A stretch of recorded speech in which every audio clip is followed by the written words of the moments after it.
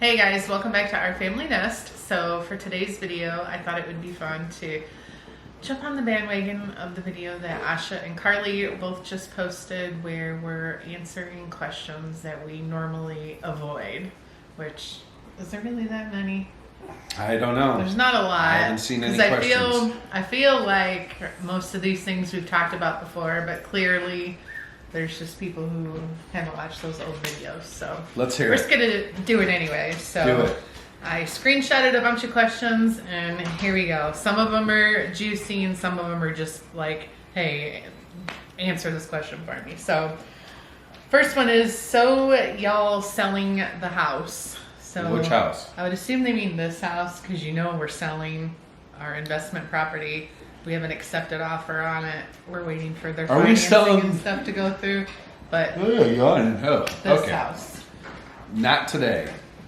Tomorrow? Not tomorrow. Next year? Maybe. We really don't know. We talk about, I don't know. We talk about staying here at least until we kind of decide where all the kids are going to end up. I've been looking at stuff in Nashville lately.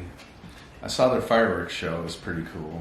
We're going to move there for the fireworks. I'm looking for a job down in Nashville. If anyone lives in Nashville and has a job for Ken. I just, like I've shared before, I would love to move somewhere else, but I don't want to like get there and get all settled in and then like 2 months later I would be sad and depressed that we're there and all of our kids are still here.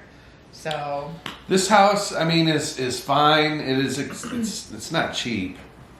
But it's also, we refinance, so I mean, we can handle it. We still have taxes and like utilities. And yeah, that stuff's expensive to run this place, air conditioning and stuff like that. So we're still up in the air. It's like we could move and not have a house payment anymore. That sounds kind of nice. And we got these big dogs, though. Yeah, we're just at a standstill with that right now. Yep. So a lot of decisions. Speaking of, why do you have so many dogs? Because we have problems. We have issues. Look at, they're just Bean. He knows you're talking bad about it. Talking bad about the Bean. Stop it. Stop being a brat. So the whole 2 Goldens, we used to have 2 Poms, we have 2 Yorkies. That's this guy's fault over here. We like But the animals. whole getting the dogs to begin with is always my fault. I'm the one that ends up finding the dogs. This person has puppies. Can we go look at them? And honestly, if it was up to Ken, he would probably, if we went and looked at 5 puppies, he'd probably want to bring all 5 puppies home. Until they turn into dogs. And I'm like, this guy. It's just... They're our children. Yeah. I think it's fun. I know it sounds like a lot, but it doesn't, I don't know, does it feel like we have 6 dogs? No. Not really. So If we were in a smaller house, back to our previous question, this could be a problem. Yeah. Okay, next one. If you could do anything differently in your life, what would it be? So basically, if you could go back and change anything. I don't know. I kind of miss the old sales job, the traveling around, going to see different stuff. Just working with people. People, yeah. Having like that social aspect of a job. I think so. I definitely would disagree with that. I do not miss like working outside the home at all. Corporate America. No. Are you pro-choice or pro-life? We've had many discussions We about actually this. have different opinions on this. If you watch Asha's video, she actually answered the question, have you ever gotten in an argument with Chase's parents? And she talked about how like you and her have not gotten arguments, but you have a lot of discussions about things that you don't necessarily see eye to eye on. And I feel, or maybe not even eye to eye, but like just difference of opinions, and you're just kind of sharing different points of view. Like it sparks good conversation, I guess is what I'm saying. Not everybody thinks the same thing, though. Even everyone watching this video, we all have our own opinions, and that's okay. Yeah. But I'm pro-life. I'm pro-choice. There you go. So, I mean, it works. I think even a lot of our, I don't want to say political views, but a lot of our views on political issues, I guess it's the same thing. Political views are not always the same. Some of them are, and some of them aren't, and that's okay. That's what I wish, like, look, we're married and we have a really good relationship, but yet people out here on social media or like in the real world, there's a lot of people, as soon as you voice your opinion, everybody has an opinion, and you know, it's I But people like hold There's it no point. against you. But yeah, that's what's terrible about social media is the fact that people judge you based on your beliefs, and that's what makes this country great is that everybody has their own beliefs, and you're allowed to have your own beliefs. Yeah, back in like the 80s and 90s, before social media and before cell phones, your parents could walk out in their yard and be like, "Oh, who'd you vote for?" And you say A, and they say B. Actually, you didn't. You didn't. And really, it was fine. You didn't even talk about it. It wasn't anyone's we were too business. young to probably know. I don't know. Anyways, so this person named Carly Reese asked the question. Oh, she asked the question? She asked the question. To who? You? Well, to We us. already know the answer to that. Who's your favorite child? We know your answer. I don't think it's fair to say, like, for me to say, oh, Carly's my favorite child. It's just, if you count the many hours in my life, I've been a mom for 26 years. If you count the amount of hours that I have spent with each child, you'd probably have Carly number one and Andrew number two, just because he existed for a long time before any of the other kids came along. And that's just the way our lives have kind of evolved. It's not... So it's there. She just gave you the order, her order. No, I'm I don't saying have- like the I don't amount of have- I time honestly I've don't spent have with a- the kids, but it doesn't necessarily make I've spent Carly's more. my favorite. I've spent more time with Chase, but that doesn't make him my favorite. Yeah, I feel I like don't have a favorite child. I don't have a favorite. I'm I just like saying them all in their own unique way. That's what I was gonna say. Like I have a certain bond with each of them in different ways. So, but yeah, I'm sure. I just bit my cheek. I'm sure from appearance sake, I do more with Carly than anyone else. Doesn't necessarily mean She she's wanted my a favorite. girl. But she always wants wa- me to say that she's my favorite, so we'll just say that she's my Oh, favorite because it makes her happy. All right, and then we have Asha Zaf asked Why are these guys asking questions? because they wanted to be part of it. Why has Asha always been your favorite girlfriend of your sons? Probably because none of them have girlfriends right now. Right? None of them have long-term girlfriends. Asha's been around since 8th grade. Been around the longest. Yeah. That's not the only. She has been the easiest to get along with, I guess. What was that last question?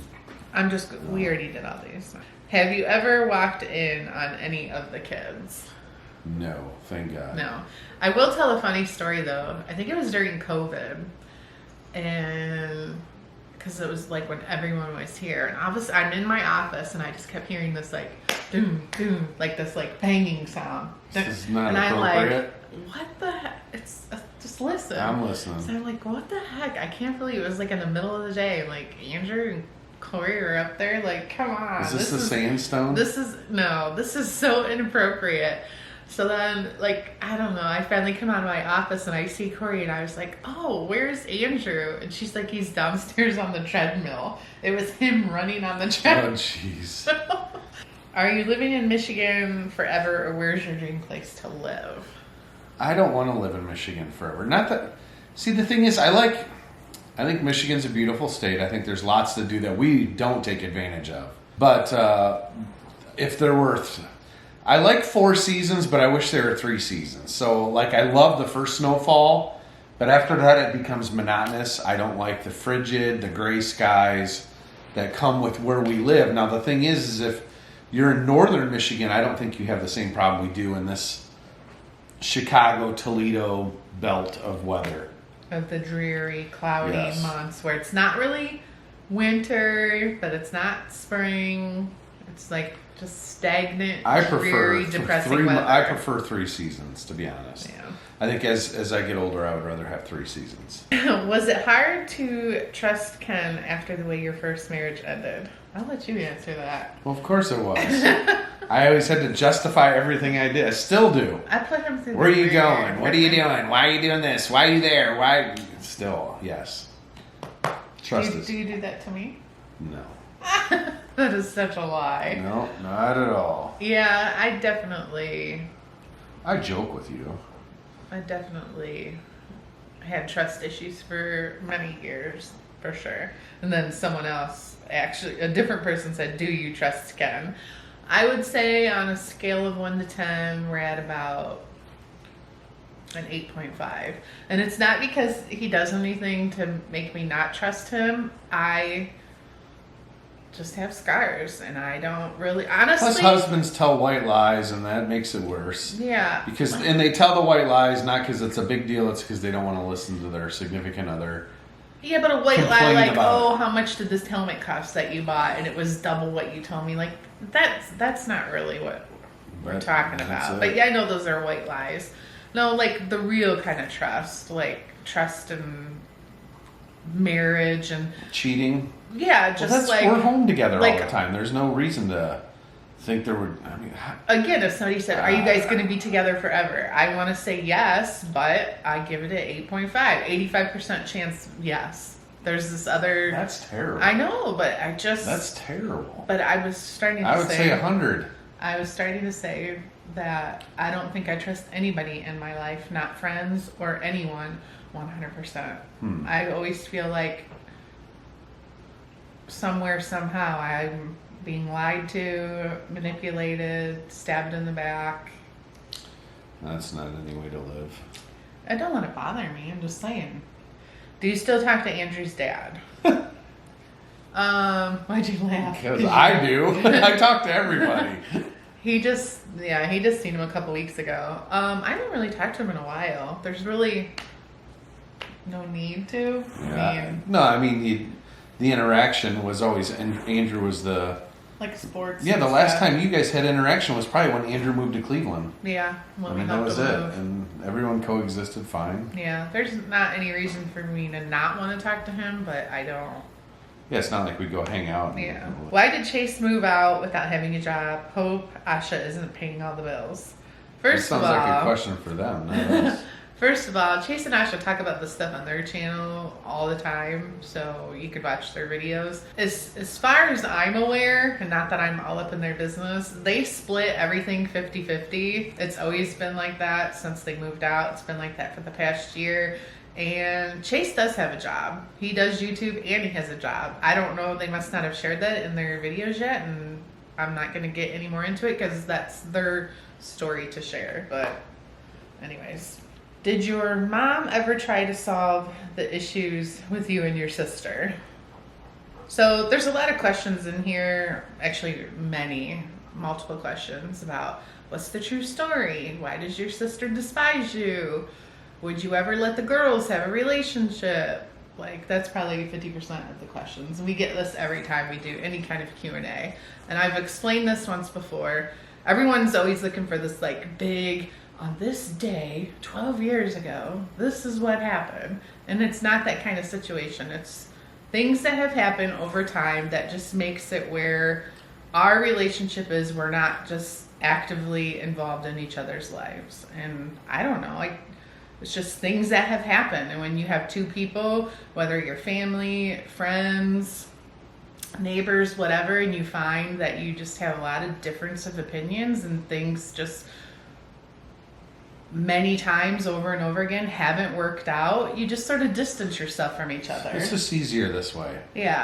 Simple as that. It's not like, oh, well, this happened and she's mad about this and I'm mad about that. It's just things that have happened over time. When it comes to the girls, I would never, ever have a problem with the girls a relationship, right? Being friends or talking or whatever. There were time back probably when the girls were like around maybe 13, maybe even, or I don't know, that they tried to talk, and I guess that didn't work out. So maybe in the future, as they both kind of are heading into starting their own adult lives, maybe it's something that the two of them will be able to work out, and I would be fully in support of that. To answer this question about has my mom ever tried to solve the issues, I think in a perfect world, my mom would love if we were all just like one big happy family and we vacationed together and visited each other and holidays were normal and all that. Like any parent would. I would want that even like if our kids ever had some sort of whatever. Well, even our kids have spats. Yeah. You know what I mean? Yeah, definitely. Was there any point in your marriage that you considered divorce? Oh, we used to fight a lot when we were younger, and you throw it out there as more of a childish, I don't know what you want to say. Like, say you're in a fight and you say, well, fine. Let's just get divorced. Yeah, just go on Monday and file for divorce. I think that's happened. That's happened many times a long time ago. I was going to say, it's probably been, I don't think it's happened since we've been in this house. No, more when you're in your 20s and 30s and you're, I don't know. Stress of the kids being young. Yeah, that changes over time. What is the most trouble you both have ever gotten into? Biggest trouble I got into is I used to wait tables in my 20s. And there's this thing in the restaurant business called scamming. And what would happen is we worked at a restaurant and a couple of the servers were made into supervisors. And what we would do is we would obviously serve our customers, and then we would cut deals with the supervisors that used to be servers, and we'd say, hey, so-and-so didn't like their dish. So what would happen is they would comp it, they would wipe it off, and we would split the cash. And we got caught. That was the most trouble I've ever gotten. So then you got fired. I did get fired. I had to pay restitution. Really? Mm-hmm. Oh, I didn't know that. Yep. The biggest trouble I ever got into. Nothing. Mrs. Angel here. Is one time I was in high school. And she stole the pack of gum. There was this guy I went to high school with, and I was dating Andrew's dad at the time, like very early on in the relationship. And me and my friends were talking about trying to get some peach schnapps. We wanted peach schnapps. So he was like, well, I have peach schnapps. You should come to my house. So I went to his house, drove there, drank peach schnapps, drank a lot of peach schnapps. No one else was there. No parents, nobody else was home. So here it is, getting late into the night. My parents couldn't find me. We didn't have cell phones and all this stuff, right? So somehow, I don't know how, they figured out where I was. I wonder how they figured that out.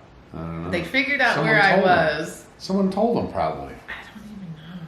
One of my friends must have or something. Yeah, must have been tracking me down. Someone ratted you out. Anyways, next thing you know, I'm just completely wasted inside this house, and my dad's pounding on the door, and we're trying to hide and not act like we weren't there, but my car was in the driveway. Oh, jeez. So finally I just came out, and my dad, like, had to drive me home. Like, I had to leave my car there, and my dad had to drive me home because I was drinking. Did he beat your ass? No.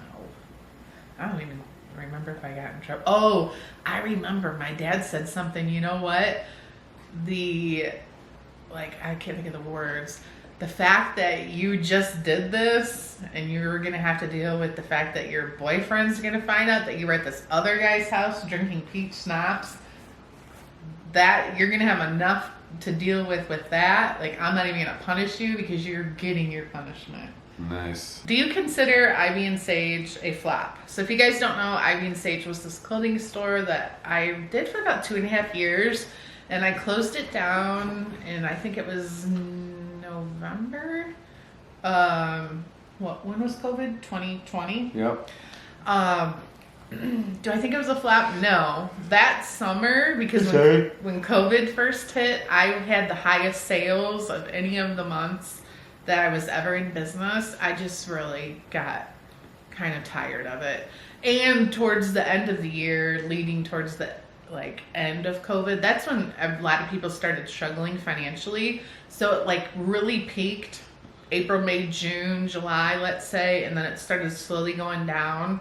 And I just was like, wasn't into it anymore. I think the bigger problem is that you had intentions of it being a you and Carly thing, and it ended up just being a you thing. Yeah, and then I was trying to transition from doing younger girls' clothes to older women's clothes. And it didn't go real well. I think our customers were mostly younger, not all of them, but anyways. I don't consider it a flop. I'm glad I tried it. I consider it a learning experience. Yeah. There's no such thing as just a flop. like we did with this house. Learning experience. Yeah. Tried it. Don't want to do it again.